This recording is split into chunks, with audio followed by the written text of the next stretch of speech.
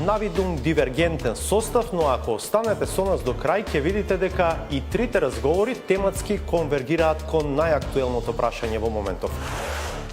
Вие имате македонско државјанство. Имам. Тоа би предпоставувало дека имате и гласачко право. Така.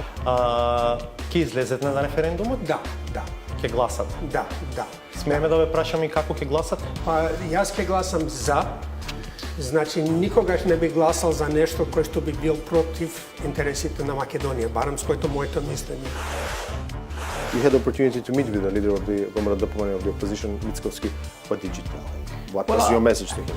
I hope that all politicians can rise above party politics.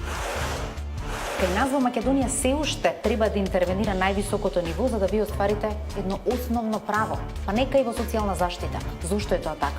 Затоа што се изгубил државниот систем и комуникацијата помеѓу институциите. Европа прво тоа да ни го врати, така да ни го донесе заради тоа што преговарањето значи исполнување на стандарди и критериуми кои што се наметнати во високо развиените земји. Дали ова друга дефиниција за камшикарот за кој што зборува премиерот? Јас не верувам во камшикари. Јас верувам во тоа дека мора да се направат комуникации помеѓу законите и имплементаторите на законите.